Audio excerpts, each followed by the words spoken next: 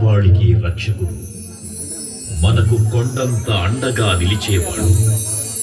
మనసులో తలచిన వెంటనే గుండెల నిండా ధైర్యాన్ని నింపగలిగే మహాయోధుడు, అభయహస్తంతో ఎల్లవేళలా మనల్ని కాపాడే ఆ పవనపుత్రుడిని ఇప్పుడు మనసారా స్తుతించుకుంటూ శ్రీ పంచముఖ ఆంజనేయ స్వామిగా అవతారమెత్తిన కథని దృశ్య రూపంలో తిలకిద్దాం రండి.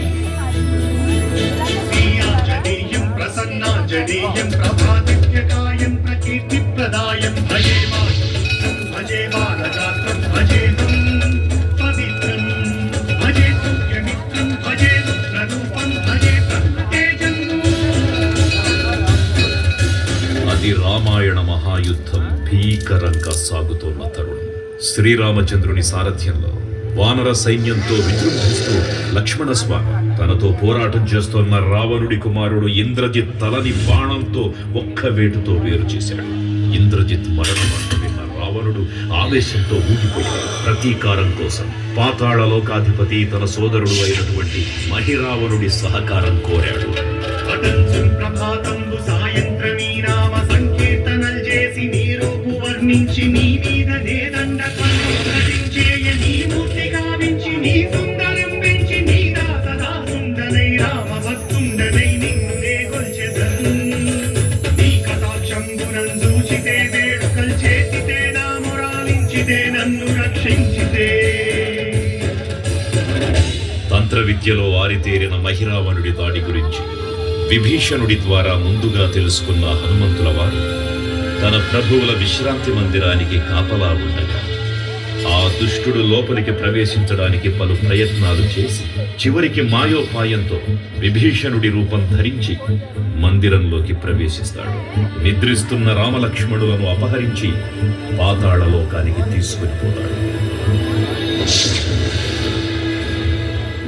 అంజనాదేవి గర్భాన్వయా దేవ నిన్నెంత వారన్ దయాశాలివై చూచియుందాతవై దూచియున్ నిలిచియున్ తొల్లి సుగ్రీవకున్ మంత్రివై స్వామి కార్యార్థమై ఏగి శ్రీరామ సౌమిత్రులను చూచి విచారించి సర్వేసు పూజించి యవ్వాను చంపంటు గావించి వాలిని సంపించి కాకు సతిలకున్ కృపాదృష్టి వీక్షించి కిష్కింధకే తెంచి శ్రీరామ కార్యార్థమై లంకకే తెంచియున్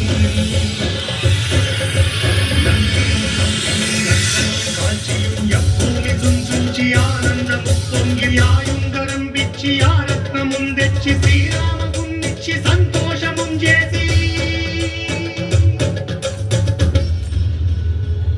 తన ప్రభువులను కాపాడుకోవడానికి వాయువేగంతో పాతాళలోకానికి చేరుకున్న ఆంజనేయ స్వామికి సగం మొసలి సగం వానర రూపంలో ఉన్న వింత జీవి ముఖద్వారం వద్ద కాపలా కాస్తూ కనిపిస్తుంది.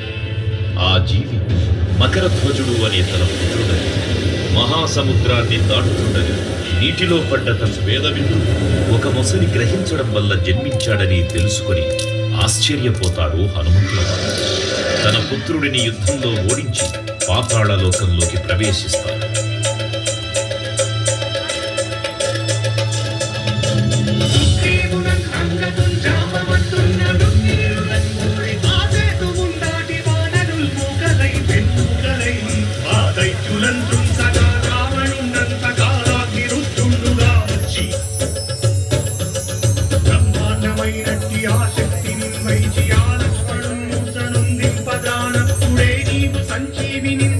సౌమిత్రికి ప్రాణంబు రక్షింపదా కుంభకర్ణాదులం వీరులం ఘోర శ్రీరామ బాణాన్ని వారందరిం రావణుం సంపదానంత లోకం పురానందమయ్యుండ నవ్వేళనం విభీషణు వేడుకంతోడు కన్వచ్చి పట్టాభిషేకంబు చేయించి సీతామహాదేవిని తెచ్చి శ్రీరామునిచ్చి అంతన్నయోధ్యాపురించొచ్చి పట్టాభిషేకంబు సంరంభమయ్యున్నా. పాతాళలోకంలో అడుగుపెట్టిన పవనపుత్రుడు మహిరావణ మరియు అహిరావణ సోదరులతో భీకరపు 5 దిక్కులలో ఉన్న 5 దీపాలను ఒకేసారి ఆర్పడం ద్వారా మాత్రమే వారి మరణం సంభవిస్తుందని చెప్పగా అప్పుడు మహాబలి 5 ముఖాల ధారణ చేసి పంచముఖ ఆంజనేయునిగా అవతరించి ఏకకాలంలో 5 దీపాలను ఆర్పివేసి ఆ దుష్ట సోదరులను తుదముట్టిస్తారు. నీకన్న నాకెవ్వరు కూర్మిలేరంచు మన్నించి శ్రీరామ భక్త ప్రశస్తంబుగా నిన్ను సేవించి నీ కీర్తనలు చేసిన పాపములు కాడులే భాగ్యములు కల్పులే సామ్రాజ్యములు కలుగు సంపత్తులు కలుగులో వానరాకార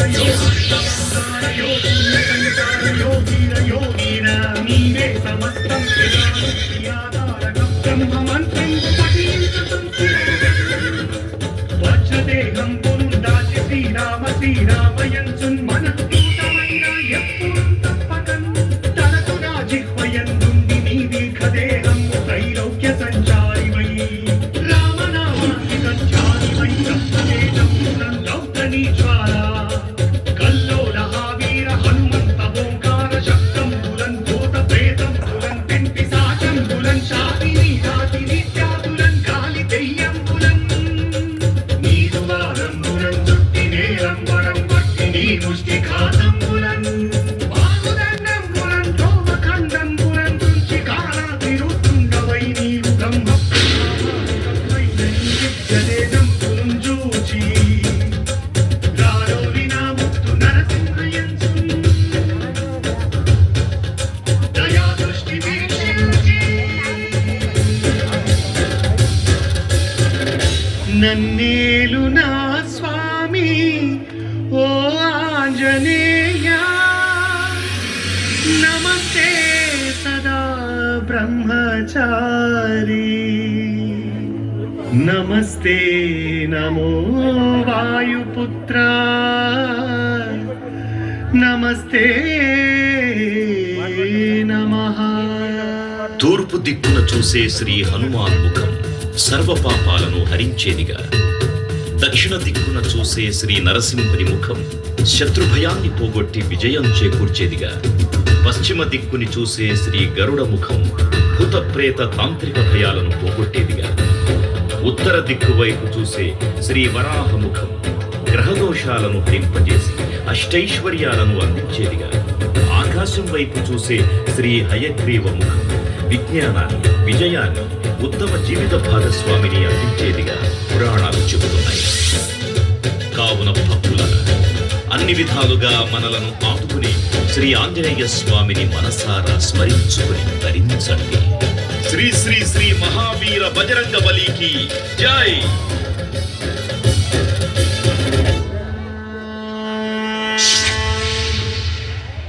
జై శ్రీరామ్, జై జై శ్రీరామ్.